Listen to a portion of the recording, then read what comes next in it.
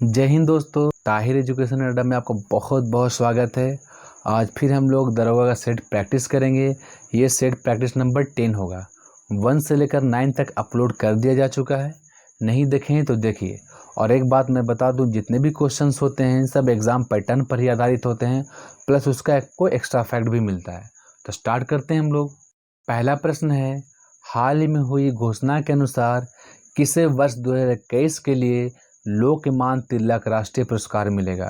बहुत ही important question, current से start करते हैं हम लोग। तो 2021 के लिए लोकमान्य तिलक राष्ट्रीय पुरस्कार किसे मिलेगा, 2 सेकंड का टाइम लेना है। तो ये हैं साइरस पूनावाला। कौन है? ये हैं साइरस पूनावाला। देखिए, आप लोग सुने होंगे अभी सीरम इंस्टीट्यूट के बारे में। तो पुणे में जो स्थित है वैक्सीन निर्माता सीरम इंस्टीट्यूट, ठीक है। वैक्सीन निर्माता कौन है? Serum institute. वहीं के डॉक्टर हैं साइरस पूनावाला। इन्हीं को 2021 के लिए लोकमान्य तिलक पुरस्कार दिया गया। बहुत ही इंपॉर्टेंट है, यह ध्यान रखना आपने। लोकमान्य तिलक की बात किया जाए तो लोकमान्य की उपाधि बाल गंगाधर तिलक को दिया गया था, ठीक है। 4 क्वेश्चन इसमें मिलेगा, यह ध्यान रखना है।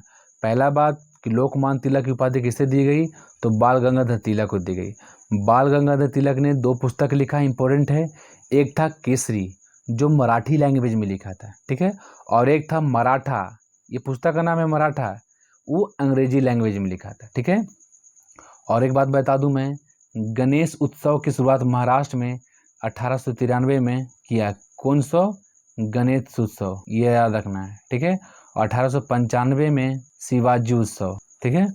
तो 1893 में गणेश उत्सव, 1895 में शिवाजी उत्सव। किसने स्टार्ट किया? तो बाल गंगाधर तिलक ने, ध्यान रखना आपने। दूसरा प्रश्न है, संविधान सभा के चुने गए अस्थायी अध्यक्ष कौन थे? देखिए, संविधान सभा की जो पहली बैठक हुई है वो 9 दिसंबर 1946 को हुई है। इसमें पहली बार अस्थायी अध्यक्ष चुने गए थे सच्चिदानंद सिन्हा। मैं अस्थायी की बात कर रहा हूँ। 9 दिसंबर 1946 में। कब? 9 दिसंबर 1946 में सच्चिदानंद अस्थायी अध्यक्ष चुने गए थे। फिर 2 दिन के बाद 11 दिसंबर 1946 को डॉक्टर राजेंद्र प्रसाद अस्थायी अध्यक्ष चुने गए थे, ठीक है। कौन चुने गए थे? डॉक्टर राजेंद्र प्रसाद अस्थायी अध्यक्ष चुने गए थे, यह ध्यान रखना आपने। तीसरा प्रश्न है, फ्रेस्को पेंटिंग की शुरुआत किस शासक ने की? बहुत ही इंपॉर्टेंट है ये। ऑप्शन आपके सामने, 2 सेकंड का टाइम लेना है। तो फ्रेस्को पेंटिंग की शुरुआत अकबर के द्वारा किया गया है। किसके द्वारा? अकबर के द्वारा। देखिए, इस पेंटिंग में होता क्या था, इसके अंतर्गत पत्थर पर हीरे और जवाहरात की नक्काशी किया जाता था, ठीक है। पत्थर पर हीरे और जवाहरात का नक्काशी किया जाता था, ये फ्रेस्को पेंटिंग के तहत। इसकी शुरुआत किसने की थी? अकबर के द्वारा की गई थी। देखिए, पेंटिंग की अगर बात की जाए कि पेंटिंग की स्टार्टिंग किसके द्वारा मुगल काल में, तो हुमायूं के द्वारा, ठीक है। उसके बाद बढ़ते बढ़ते सबसे ज़्यादा अगर चरमो सीमा पर रहा है वो जहांगीर के टाइम में रहा है, ये ध्यान रखना है। तो फ्रेस्को पेंटिंग की शुरुआत अकबर के द्वारा किया गया। चौथा प्रश्न है, विजयनगर के राजा कृष्णदेवराय ने गोलकुंडा का युद्ध किस राजा के साथ लड़ा? बहुत ही इंपॉर्टेंट है, 2 सेकंड का टाइम लेना है आपको। तो विजयनगर के जो राजा हैं कृष्णदेवराय, गोलकुंडा का जो युद्ध है वो कुली कुतुब शाह के साथ लड़ा था। किसके साथ लड़ा था? तो कुली कुतुब शाह के साथ लड़ा था। देखिए, 4 से 5 क्वेश्चन यहाँ पर बनेगा। पहला है कि विजयनगर साम्राज्य की स्थापना किसने की? तो विजयनगर की साम्राज्य की स्थापना 1336 में हरिहर और बुक्का प्रथम के द्वारा किया गया। किसके द्वारा? हरिहर और बुक्का प्रथम के द्वारा 1336 में किया गया, ठीक है। याद रखिएगा, विजयनगर साम्राज्य में 4 वंशों ने शासन किया। कितने वंशों ने? तो 4 वंशों ने शासन किया, तो ये ध्यान रखना है। पहला वंश था संगमयुग वंश, दूसरा था सुलूभ वंश, तीसरा था तुलुभ वंश, चौथा था आर्विडो वंश। तो ये तीसरा जो वंश है तुलुभ वंश, उसी के ये शासक थे कृष्णदेवराय, ठीक है। तो इन्होंने ही कुली कुतुब शाह के साथ गोलकुंडा का युद्ध लड़ा था। ये कुली कुतुब शाह के बारे में बता दूं कि हैदराबाद की स्थापना कुली कुतुब शाह ने की। 4 मीनार की जो स्थापना, 4 मीनार को किसने बनाया?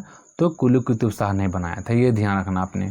देखिए, ऐसा पढ़िए, खाली सेट मारने से फ़ायदा नहीं है। जितना भी एक्स्ट्रा फैक्ट है वो भी एग्ज़ाम में ही आने वाला है। ज़रूरी नहीं जो स्क्रीन पर चले वही एग्ज़ाम में आए। जो मैं एक्स्ट्रा फैक्ट बताता हूँ उसको भी ध्यान से सुनना है, खाली टिक मार के आगे नहीं बढ़ जाना है। नेक्स्ट प्रश्न है, भारत एक गणतंत्र है, इसका अर्थ क्या है? 2 सेकंड का टाइम लेना है। तो भारत एक गणतंत्र, इसका जो अर्थ है कि भारत में वंशानुगत शासन नहीं है, ठीक है।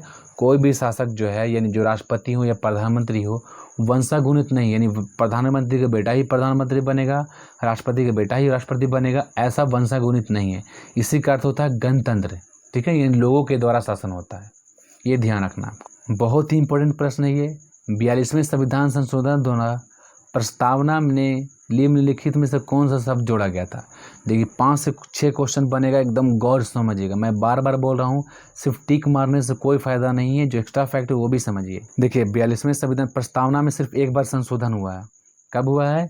तो ये प्रस्तावना में सिर्फ एक बार संशोधन 42वें संविधान संशोधन 1976 में हुआ है। जब 42वें संविधान संशोधन 1976 में सिर्फ 3 वर्ड को जोड़ा गया था।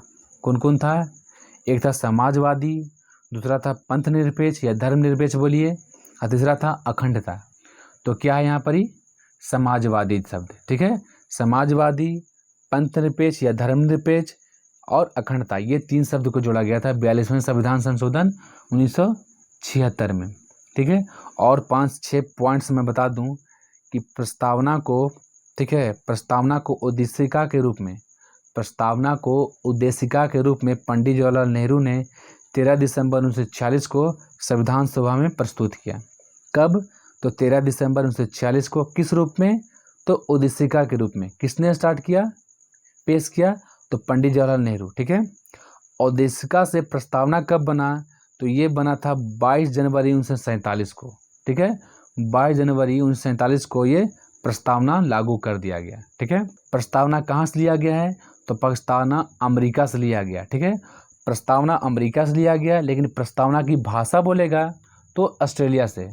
प्रस्तावना अमेरिका से और प्रस्तावना की भाषा ऑस्ट्रेलिया से, ये ध्यान रखना आपको। हाल ही में कौन गणतंत्र दिवस परेड में शामिल होने वाली पहली महिला फाइटर पायलट बनी है? ऑप्शन आपके सामने, 2 सेकंड का टाइम लेना है। तो ये बनी है पहली महिला फाइटर पायलट भावना कांड। देखिए महिला सशक्तिकरण का एक बढ़ावा है, बहुत अच्छी बात है। महिलाएं भी अब बढ़ चढ़कर हिस्सा ले रही हर चीज़ में। तो पहली महिला फाइटर जो बनी है पायलट, वो है भावना कांड, ये ध्यान रखना है गणतंत्र दिवस परेड में। नेक्स्ट प्रश्न है, किस भारतीय गणितज्ञ को वर्ष 2021 का माइकल एवं शीला हेल्ड पुरस्कार मिला? तो ये हैं, ऑप्शन आपके सामने है, 2 सेकंड का टाइम भी लेना है आपको। ये है निखिल श्रीवास्तव। निखिल श्रीवास्तव को 2021 का माइकल एवं शीला हेल्ड पुरस्कार, ये गणित से संबंधित है, ठीक है। किनको मिला है? तो निखिल श्रीवास्तव को मिला है। नेक्स्ट प्रश्न है, बादलों की बिजली की चमक के काफ़ी समय बाद बादलों की गर्जन सुनाई दे दे, क्यों? 2 सेकंड का टाइम बहुत ही इंपॉर्टेंट है। क्यों सुनाई देती है? क्योंकि प्रकाश की जो चाल होती है वो ध्वनि की चाल से बहुत अधिक होती है, ठीक है। जो प्रकाश की चाल होती है वह ध्वनि की चाल से अधिक होती है, इसलिए बादल गरजने से पहले बिजली की जो लाइट है वो पहले आ जाती है, ये ध्यान रखना है। नेक्स्ट प्रश्न है, जब किसी स्थान पर 2 लाउड स्पीकर एक साथ बजते हैं तो किसी स्थान विशेष पर बैठे श्रोता को उनकी ध्वनि नहीं सुनाई देती, इसका कारण क्या है? जाहिर सी बात है कि 2 लाउड स्पीकर एक साथ बजेगा एक साइड में, ठीक है, तो कोई भी अच्छा सा आवाज़ समझ में नहीं आएगा। किसके कारण नहीं आता है? ऑप्शन आपके सामने है, ये है व्यक्तिकरण के कारण। ये बहुत ही इंपॉर्टेंट क्वेश्चन है, कई बार पीसीएस में पूछ चुका है, ठीक है। तो व्यक्तिकरण के कारण ही श्रोता को उसकी ध्वनि अच्छे से सुनाई नहीं देती है। नेक्स्ट प्रश्न है, कौन सा खगोलीय पिंड रात की रानी कहलाता है? ऑप्शन आपके सामने है। तो रात की रानी चंद्रमा कहलाता है। कौन कहलाता है? चंद्रमा कहलाता है, ये ध्यान रखना है, ठीक है। पृथ्वी का एकमात्र उपग्रह कौन है? पृथ्वी का एकमात्र उपग्रह कौन है? तो चंद्रमा ही, ये ध्यान रखना आपने।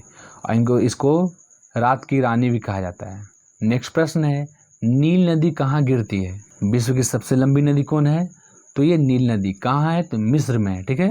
मिस्र की देन किसे कहते हैं? नील नदी को मिस्र की देन कहते हैं, ये ध्यान रखना है। तो नील नदी पहले समझना है कि नील नदी निकलती कहाँ से? तो नील नदी विक्टोरिया झील से निकलती है। कहाँ गिरती है? तो भूमध्य सागर में गिरती है, याद रखिएगा। 5 से 6 क्वेश्चन बनेगा, जितने भी सब इंपॉर्टेंट है। निकलेगी कहाँ से? तो विक्टोरिया झील से निकलेगी। गिरेगी कहाँ? तो भूमध्य सागर में, ये ध्यान रखना आपने। और मैं एनसीईआरटी सार संग्रह लुसेंट का जो सीरीज चला रहा हूँ, एकदम प्राचीन भारत से लेकर मगध स्टार्ट हो चुका है। आप लोग देख सकते हैं, बहुत ही डिटेल से सबका मैं टेस्ट भी लेता हूँ। नेक्स्ट क्वेश्चन है, डेल्टा का नामकरण कर्ता किसे माना जाता है? बहुत ही इंपॉर्टेंट है ये, जो नदी वाला जो डेल्टा बनाती है नदियाँ, उसका नामकरण किसे कहा? डेल्टा का नामकरण किसने किया है? ऑप्शन आपके सामने है। तो ये है हेरोडोटस, जो इतिहास के पिता हैं, फादर ऑफ हिस्ट्री। हेरोडोटस वो इतिहास के तो पिता हैं ही और डेल्टा शब्द के पिता भी हैं। ठीक है, इन डेल्टा शब्द का जन्मदाता किसे बोला जाता है? तो हेरोडोटस को। हेरोडोटस कौन है? तो इतिहास के पिता है। हेरोडोटस की एक पुस्तक है जिसका नाम है हिस्टोरिका। ठीक है, और एक सबसे पॉइंट वाली बात है कि हेरोडोटस किसके दरबार में रहते थे? हेरोडोटस ईरान के शासक डेरियस प्रथम के दरबार में रहते थे, ये ध्यान रखिएगा। किनके दरबार में? ईरान के शासक डेरियस प्रथम के दरबार में हेरोडोटस रहते थे। इनको इतिहास का पिता और डेल्टा का जन्मदाता भी कहा जाता है। जितना बार रिकॉल कीजिएगा उतना बार याद होगा, ये ध्यान रखिए। ये मत सोचिए कि हमें याद है। नेक्स्ट प्रश्न है, राष्ट्रीय मतदाता दिवस हर वर्ष मनाया जाता है कब? पिछले दरोगा पीटी में आ चुका है ये क्वेश्चन। तो ये है 25 जनवरी। 25 जनवरी को राष्ट्रीय मतदाता दिवस मनाया जाता है, ये ध्यान रखिएगा। ठीक है, इसकी शुरुआत कब से हुई है? तो इसकी शुरुआत 2011 से इसकी शुरुआत हुई है। ठीक है, हर साल 2011 के बाद 25 जनवरी को राष्ट्रीय मतदाता दिवस मनाया जाता है। नेक्स्ट प्रश्न है, किस नेता के जन्म दिवस भारत में शिक्षक दिवस के रूप में मनाया जाता है? बहुत ही इंपॉर्टेंट, बहुत ही आसान, बहुत ही नॉलेजेबल। 2 सेकंड का टाइम लीजिए। एस राधाकृष्णन। ठीक है, एस राधाकृष्णन के जन्म दिवस पर ही भारत में शिक्षक दिवस मनाया जाता है। ठीक है, याद रखिएगा। कौन थे ये? तो भारत के प्रथम उपराष्ट्रपति थे। कौन? सर्वपल्ली राधाकृष्णन, भारत के प्रथम उपराष्ट्रपति। और भारत में सबसे पहला भारत रत्न किसको मिला है? तो सर्वपल्ली राधाकृष्णन को मिला है, ये ध्यान रखना आपको। इनका जन्म कब हुआ है? तो इनका जन्म 5 सितंबर 1888 को हुआ। कब हुआ है? 5 सितंबर 1888 को हुआ है। 5 सितंबर को ही भारत में शिक्षक दिवस मनाया जाता है, ये ध्यान रखना। नेक्स्ट है, अशोक लीलैंड नाम से ट्रकों का उत्पादन किस औद्योगिक घराने द्वारा किया जा रहा है? बहुत ही इंपॉर्टेंट है, ये जानने वाला चीज़ है ये। ठीक है, तो अशोक लीलैंड हमेशा आप हाईवे पर ये देखे होंगे ट्रक, अशोक लीलैंड का ट्रक चलता है। ठीक है, तो ये जो है हिंदुजा कंपनी बनाती है। कौन सी company? Hinduja company. Hinduja company से ही अशोक लीलैंड बनता है, ये ध्यान रखना। हिंदुजा कंपनी के संस्थापक कौन है? तो परमानंद हिंदुजा, ये ध्यान रखिएगा। नेक्स्ट प्रश्न है, भारत में तिलका मांझी विश्वविद्यालय कहाँ है?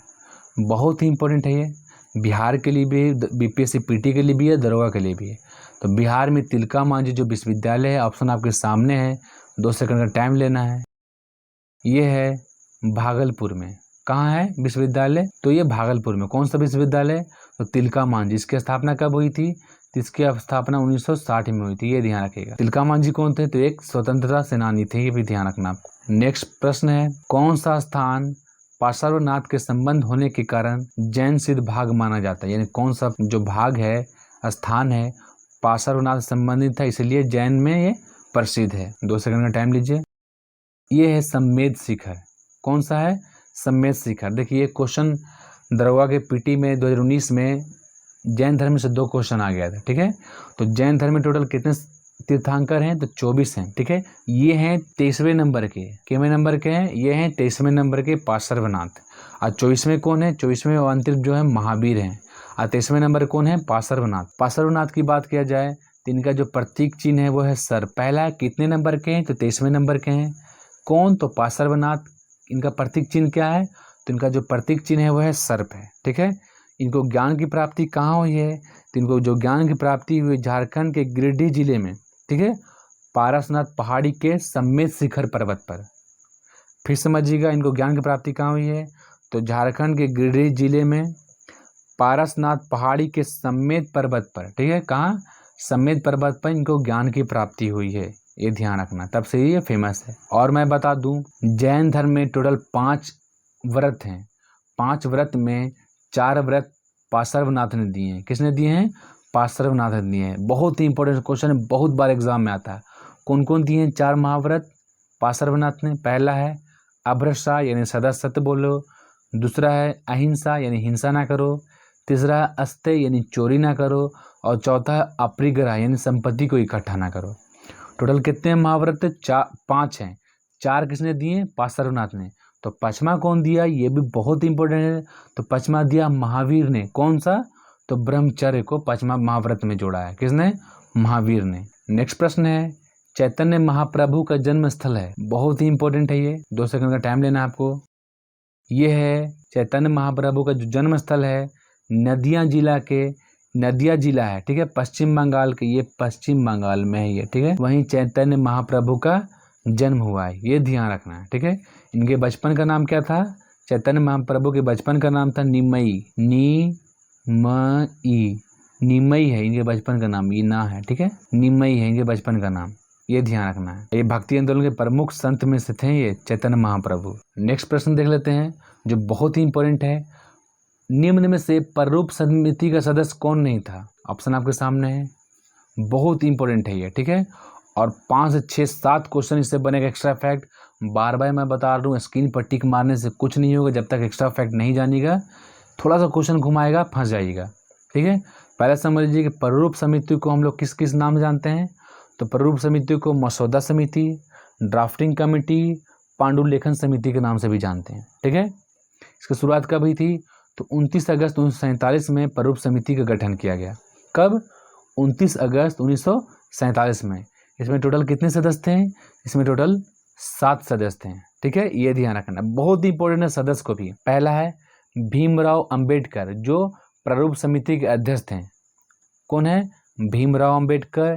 दूसरा है अल्लादी कृष्ण अय्यर, तीसरा है कृष्ण गोपाल स्वामी अयंगर, चौथा है KM मुंशी, अब पाँचवा है सैयद मोहम्मद सैदुल्ला, ठीक है।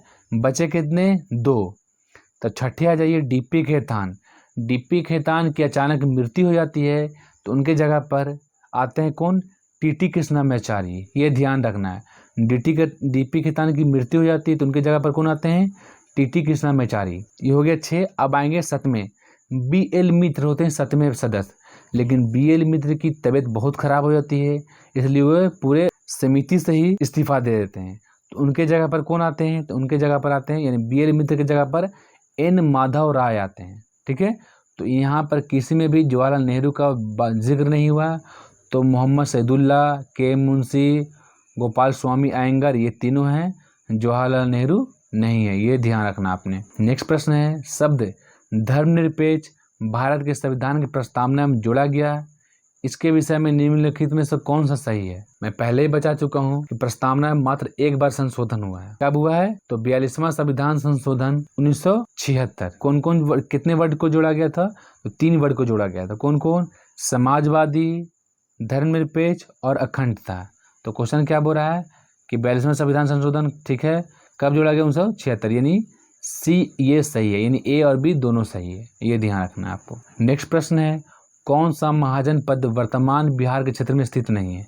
देखिए मैं महाजन पद का भी वीडियो बहुत डिटेल से पढ़ाया हूँ, उसका टेस्ट भी लिया हूँ। तो देखिए बिहार में सिर्फ 3 महाजन पद थे, कौन कौन है, पहला है अंग, ठीक है, अंग की राजधानी चंपा या मालिनी, ये जो एरिया आएगा मुंगेर प्लस भागलपुर का एरिया आएगा, ठीक है, तो ये बिहार में आ जाएगा। दूसरा है वज्जी की राजधानी कहाँ है, वैशाली, ये भी ध्यान रखना है। और आएगा ये चौथा है, तीसरा आपका मगध, कौन सा, तो मगध की राजधानी कहाँ थी, तो राजगिर ही बोलिए या पाटलिपुत्र, दोनों जगह थी इसकी राजधानी। इसका एरिया कहाँ है, तो गया पटना का।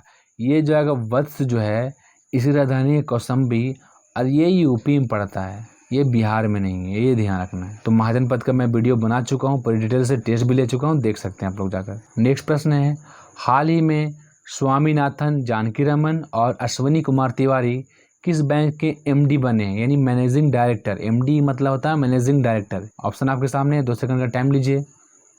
तो स्वामीनाथन, जानकीरमन और अश्विनी कुमार जो तिवारी हैं वो SBI के मैनेजिंग डायरेक्टर बने, यानी MD बने हैं, ये ध्यान रखना है। SBI की स्थापना कब हुई, तो SBI की स्थापना 1 जुलाई 1955 को हुई है। SBI दिवस कब मनाते हैं, तो SBI दिवस 1 जुलाई को मनाते हैं, ये ध्यान रखना। वर्तमान में SBI के अध्यक्ष कौन है, तो दिनेश कुमार खारा हैं, ये भी ध्यान रखना आपने। नेक्स्ट प्रश्न है, किस क्रिकेट टीम ने हाल ही में सैयद मुस्तफ़ा अली ट्रॉफी 2021 जीता। बहुत ही इंपॉर्टेंट है, एग्जाम में एकदम टपक सकता है। सैयद मुस्तफ़ा अली ट्रॉफी 2021 किस टीम ने जीता। ऑप्शन आपके सामने है, 2 सेकंड का टाइम लीजिए आप।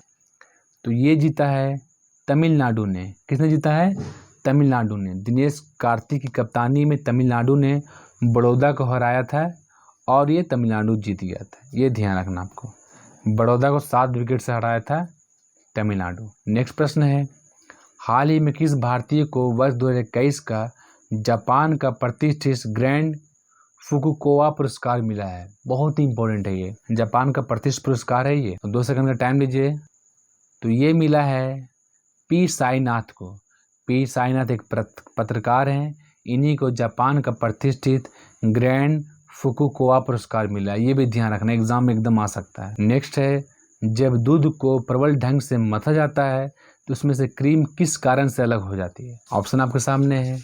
ये होती है अपकेंद्रीय बल, नोट अभिकेंद्रीय, ठीक है। ये अपकेंद्रीय बल के कारण दूध से क्रीम निकलता है, ये ध्यान रखना आपने, बहुत इंपॉर्टेंट, कई बार एग्जाम में आ चुका है। नेक्स्ट है, भारहीनता की अवस्था में एक मोमबत्ती की ज्वाला का आकार कैसा हो जाएगा? लेकिन यहाँ पर बता दिया है भारहीनता की अवस्था में। 2 सेकंड का टाइम लीजिए। तो भारहीनता के समय मोमबत्ती की ज्वाला का जो आकार होगा वो वही रहेगा, इसमें कोई चेंजिंग नहीं आएगा, ये ध्यान रखना आपने। नेक्स्ट है, किसी कैदी को न्यायालय के समक्ष प्रस्तुत कराने के लिए किस रीट की आवश्यकता होगी? बहुत अच्छा है। देखिए, पहले तो समझना रीट क्या है। तो मौलिक अधिकार की रक्षा करने के लिए 5 तरह का रीट जारी करता है सुप्रीम कोर्ट और हाई कोर्ट, ठीक है। किस चीज़ के लिए?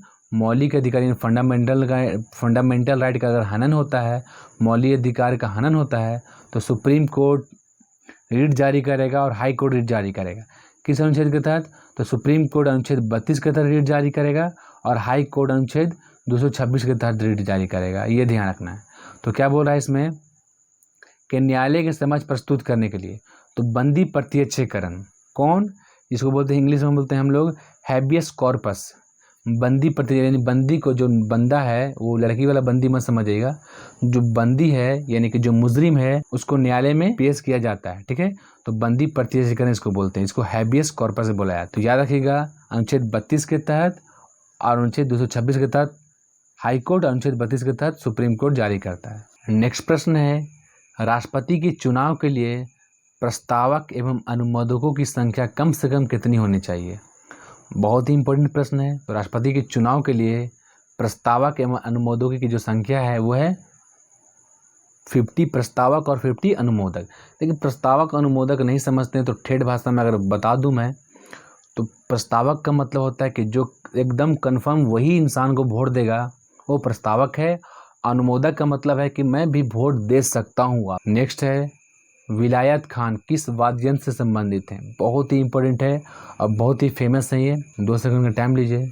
तो जो विलायत खान है वो सितार वादक हैं। कौन वादक हैं? सितार वादक हैं। बहुत बड़े सितार वादक हैं, बहुत बढ़िया बजा देते हैं। उस समय के जो राष्ट्रपति हैं फ़खरुद्दीन अली अहमद, इनको आफ्तार सितार की उपाधि दी थी। किसको दिया था? तो विलायत खान को आफ्तार सितार की उपाधि दी थी। किसने दी थी? तो फ़खरुद्दीन अली अहमद ने दी थी। इतना अच्छा सितार बजाते थे। हाल ही में 18 जनवरी 2021 को एनडीआरएफ ने अपना कौन सा स्थापना दिवस मनाया? ये नेशनल डिजास्टर वाला, जहाँ भी त्रासदी या डिजास्टर आता है ये एनडीआरएफ की टीम पहुँचती है।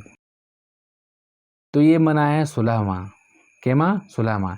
एनडीआरएफ की अगर बात की जाए तो इसकी जो स्थापना हुई है 2006 में हुई है, ये ध्यान रखने का। नेक्स्ट है, इनमें से कौन सा स्थान हाल में ही पंजाब का नया यानी 23वां जिला बना है? पंजाब का 23वां जिला बना है, बहुत इंपॉर्टेंट है, याद रखिएगा इसको, एकदम रट जाइए इसको। तो पंजाब का जो नया बना है 23वां जिला वो है मलेरकोटला। कौन है ये? तो मलेरकोटला है, बहुत इंपॉर्टेंट है ये पंजाब का 23वां जिला बना है। वर्तमान पंजाब के मुख्यमंत्री कौन है?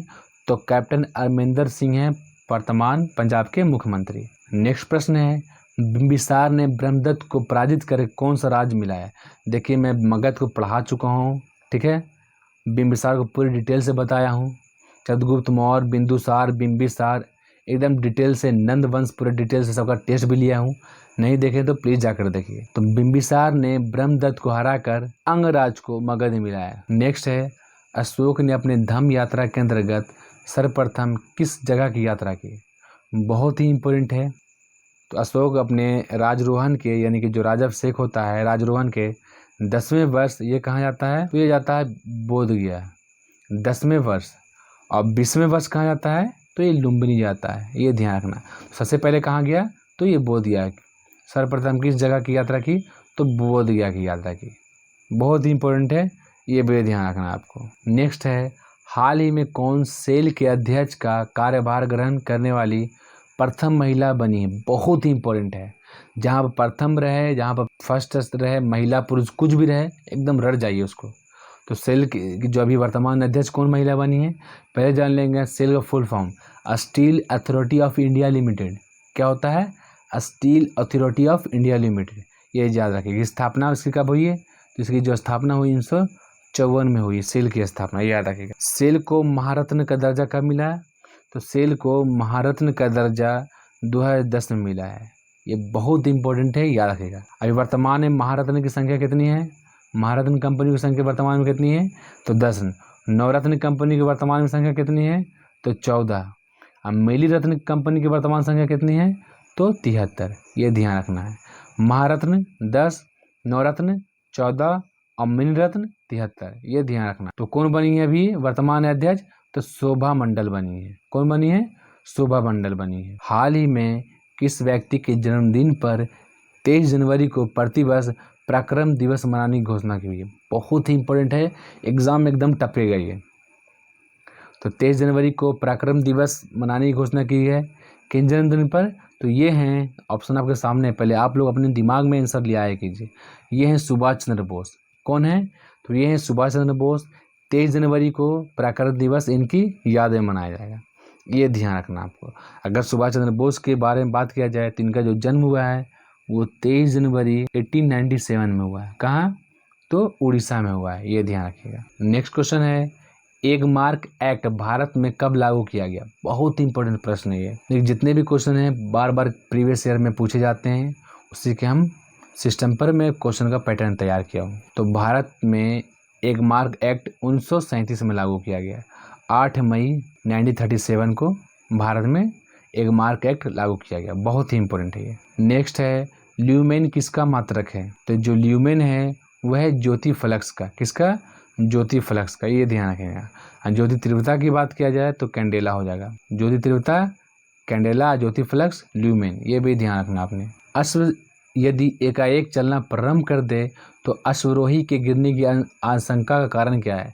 यानी घोड़ा जो है एकाएक चलना प्रारंभ कर दे तो घोड़े पर बैठे व्यक्ति गिरने की आशंका का कारण क्या है।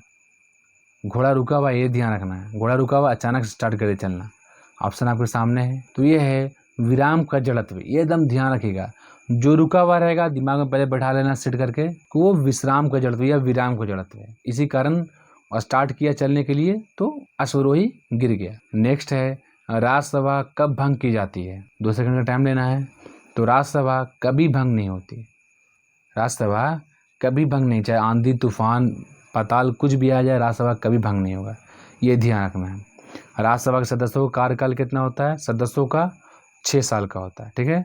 और उपराष्ट्रपति जो होते हैं राज्यसभा के पदेन सभापति होते हैं, ये ध्यान रखना आपने। और राज्यसभा एक अस्थायी सदन है। नेक्स्ट है, लाभ का पद परिभाषित हुआ है, के सामने ऑप्शंस हैं, बहुत ही इंपॉर्टेंट क्वेश्चन है। तो जो लाभ का पद है वो संसद द्वारा परिभाषित किया गया है। अनुच्छेद 102 के अंतर्गत लाभ का पद संसद डिसाइड करेगी कौन सा लाभ का पद है और कौन सा नहीं। संसद चाहेगी तो किसी भी लाभ के पद को उसे दायरे से हटा सकती है। किस अनुच्छेद के तहत, 102 में, ये ध्यान रखेगा। संविधान में इसका जिक्र नहीं है लाभ के पद का, लेकिन बताना पड़ता है कौन सा लाभ का पद है कौन सा लाभ का पद नहीं। तो अनुच्छेद 102 के तहत इसका परिभाषित किया गया है। नेक्स्ट है, पृथ्वी का ध्रुवीय व्यास उसके विषुवतीय व्यास से कितना कम है। तो ये जो पृथ्वी का ध्रुवीय व्यास है उसके विषुवतीय व्यास से 43 किलोमीटर कम है। कितना, 43 किलोमीटर कम है। बहुत ही इंपॉर्टेंट क्वेश्चन है ये। नेक्स्ट है, ब्लैक हिल, ब्लू हिल और ग्रीन हिल नामक पहाड़ियाँ किस देश में सर्वोच्च पर्वत शिखर है। बहुत ही इंपॉर्टेंट है। ब्लैक पर्वत, ब्लू नीला पर्वत और हरा पर्वत, ये है संयुक्त राज्य अमेरिका में, ये ध्यान रखना आपने। नेक्स्ट है, भारत में चिश्ती सिलसिले को किसने स्थापित किया। बहुत ही इंपॉर्टेंट प्रश्न है ये। भारत में चिश्ती सिलसिले को किसने स्थापित किया गया, ऑप्शन आपके सामने है। तो ये है ख्वाजा मोइनुद्दीन चिश्ती, जिसको शेख मोइनुद्दीन चिश्ती बोलते हैं या ख्वाजा मोइनुद्दीन चिश्ती भी बोलते हैं। तो चिश्ती सिलसिले की स्थापना अगर बोला जाएगा तो ख्वाजा मोइनुद्दीन चिश्ती के द्वारा किया गया है। इनका मुख्य केंद्र कहाँ है? तो इनका जो मुख्य केंद्र है वो है अजमेर में, ये ध्यान रखिएगा। और एक मैं फैक्ट बता दूं आपको, ख्वाजा मोइनुद्दीन चिश्ती जो हैं मोहम्मद गौरी के साथ भारत आया था। ठीक है, ये मोहम्मद गौरी के साथ भारत आए थे। कौन? ख्वाजा मोइनुद्दीन चिश्ती, ये ध्यान रखना है। इनको 2 उपाधि दी गई है, एक है गरीब नवाज और एक है सुल्तान हिंद। बहुत इंपॉर्टेंट है, याद रखना आपने। नेक्स्ट है कृष्णदेवराय किसके समकालीन थे, यानी किसके समय कृष्णदेवराय भी शासन कर रहे थे। तो ये है बाबर। बाबर के समय कृष्णदेवराय उनके समय ही थे, ये समकालीन थे, क्योंकि बाबर ने अपनी आत्मकथा बाबरनामा में कृष्णदेवराय का जिक्र किया है। और उस समय सबसे शक्तिशाली शासक कोई था बाबर की नज़र में, तो वो था कृष्णदेवराय। इसका जिक्र बाबरनामा में किया गया। बाबरनामा किस लैंग्वेज में है? तो बाबर की आत्मकथा तुर्की भाषा में लिखा गया, ये ध्यान रखना आपने। नेक्स्ट है भारत के उपराष्ट्रपति बनने से पहले डॉक्टर सर्वपल्ली राधाकृष्णन द्वारा निर्धारित पद क्या था, यानी कौन सा पद पर थे ये भारत के उपराष्ट्रपति बनने से पहले? तो ये थे सोवियत संघ रूस के राजदूत। ठीक है, सोवियत संघ रूस में ये राजदूत बनकर गए थे भारत के, ये ध्यान रखिएगा। तो सर्वपल्ली राधाकृष्णन भारत के उपराष्ट्रपति बनने से पहले यानी रूस के ये राजदूत थे। नेक्स्ट है हाल ही में मध्य प्रदेश सरकार ने किस शहर का नाम बदलकर नर्मदापुरम कर दिया है? नर्मदापुरम कर दिया है किस शहर का नाम बदलकर? तो ये है होशंगाबाद। कौन सा है? होशंगाबाद को बदलकर नर्मदापुरम कर दिया गया है। तो ये रहा 50 क्वेश्चन का सेट प्रैक्टिस। और हमेशा याद रखिए एक्स्ट्रा फैक्ट जो है उसको ज़रूर ध्यान में रखिएगा। कैसा लगा प्लीज़ कमेंट बॉक्स में बताइए, और नए हैं तो प्लीज़ चैनल को सब्सक्राइब कीजिए। फिर मिलते हैं हम लोग नेक्स्ट वीडियो में। जय हिंद।